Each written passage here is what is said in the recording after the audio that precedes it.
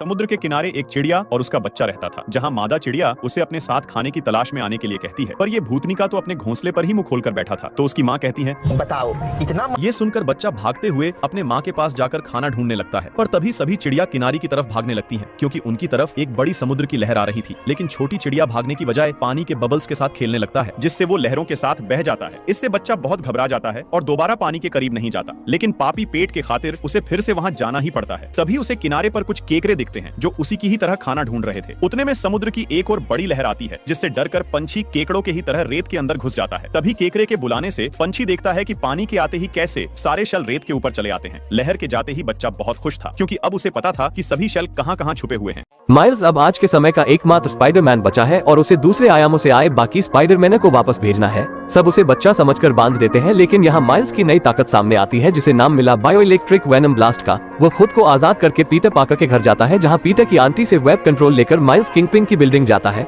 अलग आयाम से आए बाकी स्पाइडरमैन भी वहाँ मौजूद थे और सब सुपर कोलाइडर नामक यंत्र के पास पहुँच जाते हैं। ये लोग उसे तबाह करते उससे पहले ही ओलिविया वहाँ आ चुकी थी और सब लोग लड़ने लगते हैं। कोलाइडर एक्टिव हो जाता है और सबको वापस जाना था। एक एक करके सारे स्पाइडरमैन अपने समय में जाना शुरू करते हैं। पीटर बी पार्कर भी बस रास्ते में ही था कि किंगपिन वहां आ जाता है। माइल्स के साथ लड़ाई के दौरान दूसरे आयाम का दरवाजा खुलने से किंगपिन को उसका परिवार भी नजर आने लगता है, जिसे वो इस समय में लाना चाहता था। सारे स्पाइडरमैन ऐसा नहीं होने देते और गुस्से में किंगपिन के हमले से माइल्स घायल हो चुका था। माइल्स किंगपिन की ताकत से नहीं जीत सकता था, इसलिए उसने अपनी वेनम ब्लास्ट पावर का उपयोग किया और किंगपिन को वही ढेर करके सुपर कोलाइडर को बंद कर दिया। माइल्स के पिता भी वहाँ थे, पर वो उसे पहचानते नहीं, क्योंकि माइल्स स्पाइडरमैन के कब्जों में था।